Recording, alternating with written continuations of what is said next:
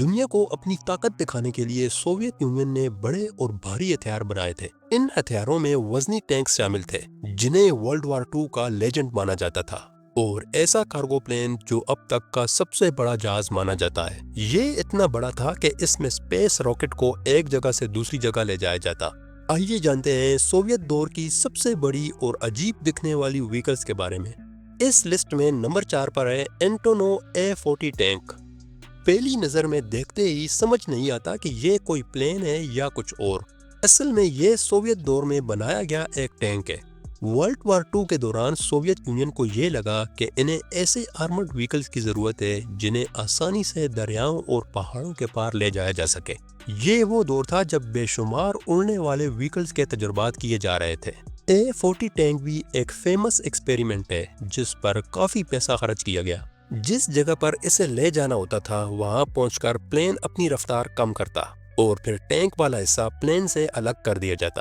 لیکن سچ یہ ہے کہ اس قسم کے تجربات زیادہ کامیاب نہیں ہوئے، کیونکہ ٹینک اور پلین بنانے کا مقصد بالکل مختلف ہے۔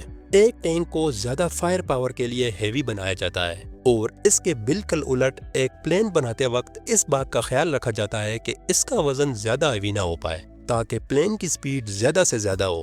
اس ٹینک کے کچھ پروٹوٹائپ بنانے کے بعد اس پروجیکٹ کو ہمیشہ کے لیے بند کر دیا گیا تھا۔ نمبر 3، 2B1 اوکا۔ 2B1 اوکا 420 ملی میٹر شیل فائر کرنے والا آرٹلری موٹر تھا جسے سوویت نے 1950 میں خاص طور پر نیوکلیر شیلز فائر کرنے کے لیے ڈیزائن کیا تھا۔ اس دور میں امریکہ کا نیوکلیر کیپیبل آرٹلری سسٹم کافی خطرناک سمجھا جاتا تھا، جو کہ 280 ملی میٹر شیل فائر کرنے کی صلاحیت رکھتا تھا۔ یہ دیکھ کر سوویت نے اوکا کو ڈیولپ کیا جو 420 ملی میٹر کے بڑے شیلز فائر کرتا تھا۔ یہ شیل کتنا بڑا تھا اس کا اندازہ آپ یہاں سے لگا لیں کہ اس کا ٹوٹل وزن 750 کلو گرام تھا، اور اسے لوڈ کرنے کے لیے کرین کی ضرورت پڑتی تھی۔ یہ آرٹلری شیل 200 کلومیٹر دور ٹارگٹ کو نشانہ بنا سکتا تھا، لیکن اس کی ایفیکٹو رینج 45 کلومیٹر تک تھی، جو کہ اچھی خاصی رینج ہے۔ اس شیل کے سائز سے ہی اندازہ ہو جاتا ہے کہ فائر کرنے کے بعد اس سے کتنی تباہی ہوتی ہوگی۔ نمبر 2، مل می 10 ہیلی کاپٹر۔ اس سوویت ہیلی کاپٹر کو اپنے بڑے سائز اور عجیب ڈیزائن کی وجہ سے اڑنے والا دیو بھی کہا جاتا تھا۔ اس دور میں ایویشن کی دنیا میں می 10 ایک منفرد ڈیزائن تھا جسے سوویت کی طرف سے 1960 میں بنایا گیا تھا۔ یہ صرف بڑا نہیں تھا بلکہ یہ ہیلی کاپٹر 15 ٹن بھاری وزن کیری کرنے کی صلاحیت رکھتا تھا۔ پہلی دفعہ می 10 ہیلی کاپٹر کو پیرس ایئر شو میں دکھایا گیا۔ یہ کتنا بڑا ہے اس کا اندازہ یہاں سے لگایا جا سکتا ہے کہ پیرس ایئر شو میں لینڈنگ کے دوران اس نے ایک بس کیری کی ہوئی تھی۔ اس ہیلی کاپٹر کی پہلی پرواز 1960 میں ہوئی تھی، اور اسی سال ہی پہلا پروٹوٹائپ لینڈنگ کے دوران تباہ بھی ہو گیا تھا، لیکن سوویت یونین نے اس پر کام جاری رکھا، اور بعد میں دوسرے پروٹوٹائپس نے اس دور میں سب سے اونچی اڑان کا ورلڈ ریکارڈ بنایا۔